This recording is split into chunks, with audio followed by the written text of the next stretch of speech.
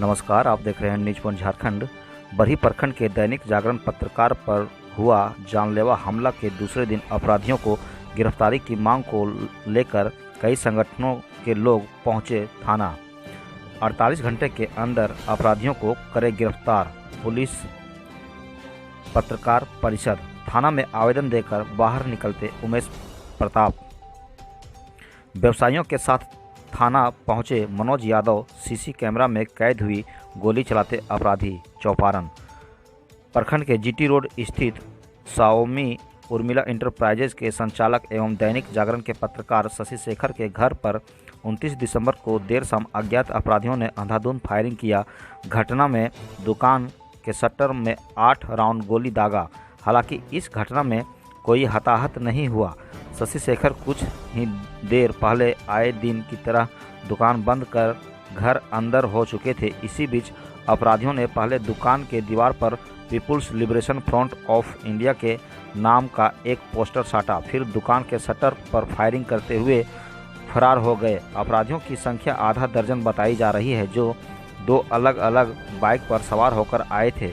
सूचना पाते ही थाना प्रभारी शंभुनंद ईश्वर पुलिस बल के साथ घटना स्थल पहुंचकर बरामद कर अनुसंधान में जुट गए हैं।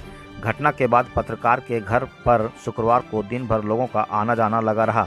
48 घंटे के अंदर अपराधियों की हो गिरफ्तारी। पत्रकार परिषद घटना के दूसरे दिन बरही अनुमंडल पत्रकार परिषद सहित अलग अलग संगठन के लोग थाना पहुंचकर घटना की निंदा करते हुए अपराधियों को गिरफ्तार करने की मांग पुलिस से किया। प्रेस क्लब के जिला अध्यक्ष उमेश प्रताप एवं बरही अनुमंडल पत्रकार परिषद के अध्यक्ष संजय यादव की अगुवाई में दर्जनों पत्रकारों ने सामूहिक रूप से पुलिस को एक ज्ञापन सौंपकर घटना में शामिल अपराधियों को गिरफ्तार करने की मांग किया। शशि शेखर के घर पहुंचे डीएसपी। घटना का जांच करने पहुंचे डीएसपी नाजिर अख्तर ने कहा, अपराधियों को धर पकड़ने के लिए पुलिस हर हथकंडे का प्रयोग करेगी। किसी भी हाल में पत्रकार पर हमला करने वाले बख्शे नहीं जाएंगे। अपराधियों को शीघ्र गिरफ्तार करे पुलिस। उमाशंकर अकेला। शशि के घर पर पहुंचे विधायक उमाशंकर अकेला ने कहा, पत्रकार देश का चौथा स्तंभ है। यह निंदनीय घटना है। पुलिस घटना में शामिल अपराधियों को शीघ्र गिरफ्तार करे। पत्रकारों के ताकत को दबाने का प्रयास किया जा रहा है। पूर्व विधायक मनोज यादव। व्यवसायियों एवं भाजपा कार्यकर्ताओं ने पत्रकार पर हुए जानलेवा हमला को लेकर थाना गेट के सामने विरोध प्रदर्शन किया। प्रदर्शन में शामिल पूर्व विधायक मनोज यादव ने कहा, जब चौपारण में देश का चौथा स्तंभ असुरक्षित है तो आम लोग कितना सुरक्षित हैं। पत्रकार शशि शेखर पर हुआ जानलेवा हमला का जितना भी निंदा किया जाए कम है। वहीं बताते चलें कि मनोज यादव ने कहा, झारखंड में अवैध कारोबार का सबसे बड़ा केंद्र चौपारण बन गया है। चौपारण जहां अफीम, शराब, कोयला, बालू का तस्करी होता है। प्रशासन अपराधियों को शीघ्र गिरफ्तार नहीं करती है तो भाजपा उग्र आंदोलन करने का बाध्य होगी। तो ये आप देख पा रहे हैं हजारीबाग जिला के चौपारण थाना का दृश्य, जहां पत्रकारों का हुजूम जुट गया है। बताते चलें कि बीती रात दैनिक जागरण के पत्रकार शशि शेखर पर अपराधियों के द्वारा जानलेवा हमला किया गया था, जिसके अगले दिन सभी पत्रकार चौपारण थाना में जुटकर सामूहिक रूप से आवेदन देकर अपराधियों की 48 घंटा के अंदर गिरफ्तार करने की मांग किया गया है। इसमें डीएसपी नाजिर अख्तर, पूर्व विधायक मनोज यादव, वर्तमान विधायक उमाशंकर अकेला के अलावे कई ग्रामीण तथा पत्रकार एकजुट होकर थाना में आवेदन देकर अपराधियों की जल्द से जल्द गिरफ्तार करने कल शाम की घटना है। लगभग 8 सवा 8 बजे के लगभग अपराधकर्मी बाइक से आए और दुकान बंद शटर पे गोलियां चला करके अपना वहाँ से चलते बने। देखिए, हम लोग अभी विभिन्न बिंदुओं को ध्यान में रख करके उस पर हम लोग काम कर रहे हैं और यहाँ से कोल्डम भी लिए हैं और जितने भी जाने वाले संभावित रास्ते में कल रात में ही थाना पुलिस के द्वारा छापामारी भी की गई। सभी होटलों को चेक किया गया है और सभी एरिया में इसको खबर करते हुए गाड़ी और अपराधियों को आइडेंटिफाई करने के प्रयास किया जा रहा है और जल्द से जल्द अपराधी पकड़ में आए। कितना खोखा बरामद हुआ? 7 खोखा बरामद। और कुछ बरामद नहीं और कुछ। शराब अफीम तस्कर पर कार्रवाई करो। शराब अफीम तस्कर पर कार्रवाई करो। शराब अफीम तस्कर पर कार्रवाई करो। शराब अफीम तस्कर पर कार्रवाई करो। शराब अफीम तस्कर पर कार्रवाई करो। तस्कर पर कार्रवाई करो। तस्करी सब तस्करी में धंधे में लिप्त है और ये सारी दुर्भाग्य है। ये सारी जानकारी संज्ञान में है प्रशासन को, इसके बाद भी कोई कार्रवाई नहीं हो रही है। इसके लिए हम उच्च अधिकारियों से मिलेंगे और जानकारी देंगे और जो तस्कर है उनका गिरफ्तारी का मांग करते हैं। अभी थाना है, इसके लिए क्या कार्रवाई मिला, क्या अभी थाना में तो कोई अधिकारी नहीं है। थाना के छोटे अधिकारी बताएं कि बड़े अधिकारी सब गए हैं, छापा मारने गए, देखने गए हैं, भगवान जाने कहाँ गए हैं, जहाँ भी गए हों। लेकिन हम लोगों ने यहाँ ताकीद करने आया है, हम लोग उनको सूचना देने आया है। हम लोग बड़े अधिकारी हजारीबाग में एसपी साहब से मिलेंगे और जरूरत पड़ेगी तो राज्य सरकार के जो वरिष्ठ पुलिस प्रशासन है, मुख्यमंत्री से भी मिलेंगे और सबसे मिलकर हम यहाँ के स्थिति का अवगत कराएंगे। पत्रकारों के लिए आपका क्या आश्वासन? नहीं, पत्रकारों के निश्चित रूप से पत्रकार लोकतंत्र में चौथा खंभा है और इसको निश्चित रूप से इन लोग के लिए सुरक्षा होनी चाहिए। इन लोग पर जगह आक्रमण होता है तो उन अपराधियों पर विरुद्ध कार्रवाई होनी चाहिए। सब पत्रकारों पर हमला जो हो रहा है, इसमें क्या कहेंगे? देखिए, बहुत दुर्भाग्यपूर्ण घटना है और पूरे चौपारण के लिए चिंता का विषय है। चौपारण के इतिहास में कभी ऐसी घटना नहीं घटी थी।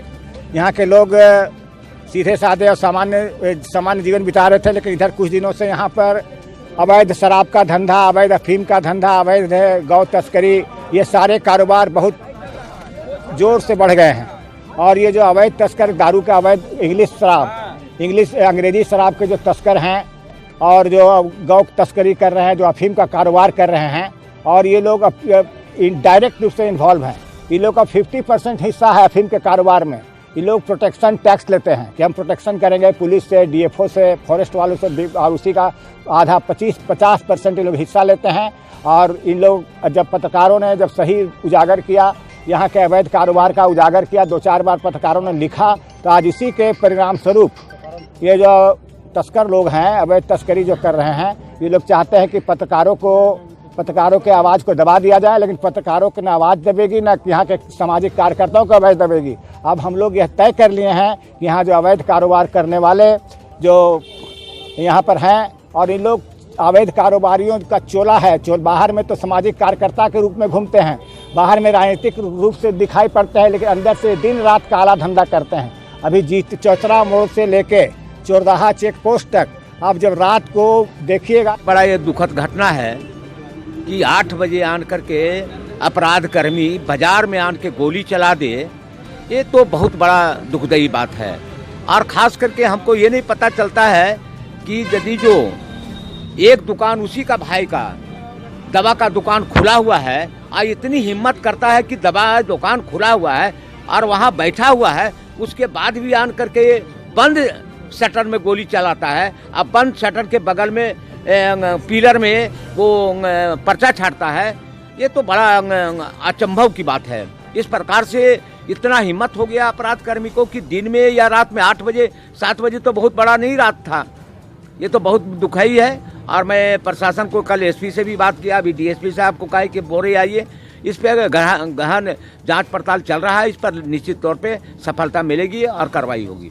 आप पत्रकार के लिए क्या मतलब सहयोग करेंगे इस मामले को लेकर? इस मामले के लिए हम तो एसपी को कहा, भी डीएसपी को कहा, आपकी सुरक्षा का कोई गड़बड़ी होगा तो हम है ना, कैसे हो जाएगा? जान चल जाएगा। जान चल जाएगा। एक बात बताइए, नहीं पत्रकार बंधु जी, जान चला जाता, जान मारने का नियत से रहता तो वो बहुत सतर्क होके आन के ये शटर में गोली मारता है, बगल में दुकान खुले रहता है।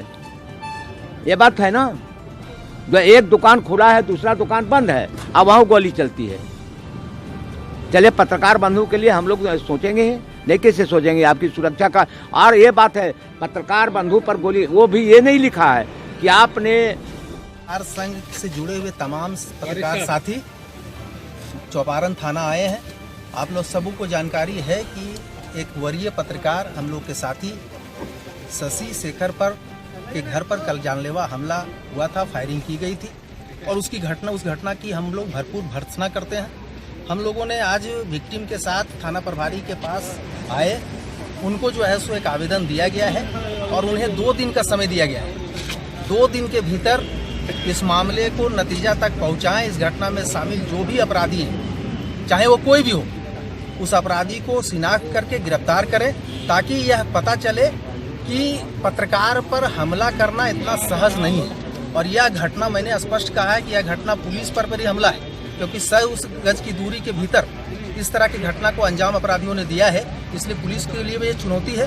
तो इस घटना को उन्होंने कहा है कि बहुत गंभीरता से ले रहे हैं और हम लोग बहुत जल्द 2-3 दिन के भीतर एक रिजल्ट देंगे। अगर नहीं दिया गया तो हम इस मामले को लेकर के जिला स्तर पर और राज्य स्तर पर आंदोलन को तेज करेंगे और लोकतांत्रिक तरीके से पत्रकार मूल्यों और पत्रकार समाज की जान माल की हिफाजत के लिए हम लोग लगातार आंदोलन करते रहेंगे, आवाज़ उठाते रहेंगे। यही बात आज थाना प्रभारी को भी हम लोग ने कहा है कि अभी तो एक पत्रकार अपने समाज के साथ आया है और अगर समाज उतरेगा फिर इस घटना को के खिलाफ तो पुलिस प्रशासन के लिए एक व्यवस्था के सामने भी गंभीर सवाल खड़ा हो जाएगा। तो उन्होंने आश्वासन दिया, देखते हैं आगे क्या होता है। आज हम लोगों ने एक बैठक बुलाया है, हम लोग एसपी को भी ज्ञापन देंगे और एसपी को ज्ञापन देने के बाद उन्हें भी कल रात में ही बोल दिया गया है कि इस घटना को आप गंभीरता से ले। एसपी ने कहा है कि मुझे कुछ समय दें, उनको भी ये कहा है कि इस घटना को आप गंभीरता से ले, अन्यथा जो है सो मुझे फिर इसके आगे भी हमको रुक करना पड़ेगा तो हम लोग करेंगे। अभी ये चौपारण में क्या हो रहा है ये दिख रहा है, पत्रकार सुरक्षित नहीं है, पता नहीं कौन हमला किया इधर मेरा व्यक्तिगत किसी से कोई दुश्मनी नहीं है और मैं पिछले 18 सालों से काफ़ी सफल पत्रकारिता कर रहा हूं और इस क्षेत्र के लिए मुखर रहता हूं, हमेशा हर सामाजिक कार्यों में बढ़ चढ़ कर हिस्सा लेता हूं। तो हमको खुद समझ में नहीं आ रहा है कि आखिर क्यों गोलीबारी की गई। मेरे किसी से दुश्मनी भी नहीं है। हाँ, पत्रकारिता के माध्यम से मैं समय समय पर क्षेत्र में होने वाले कारगुजारियों को उजागर करता रहता हूँ। संभवतः वो एक एंगल हो सकता है, पता नहीं क्यों हुआ, मेरे जैसे आदमी पे हमको खुद समझ में नहीं आ रहा है। कितने लोग थे जानकारी? नहीं, हम तो घर के अंदर थे जिस समय गोलीबारी हुई। मेरे भाई निकले तो देखे कि सीसीटीवी में दर्ज है 2 लोग गोलीबारी कर रहे थे और इधर बाइक खड़ा था, उस पर कुछ लोग थे और फिर वो लोग सभी भाग गए। 2 बाइक था, 4-5 लोग थे। क्या आपने थाना में आवेदन दिया? हाँ, थाना में आवेदन दिए और उम्मीद करते हैं कि हेमंत सरकार जो है, हेमंत सोरेन सर मुख्यमंत्री, इसको संज्ञान लेंगे और ज़रूर इसका उद्भेदन करेंगे, क्योंकि कानून प्रशासन का बात है, सब तो उनके अधीन है।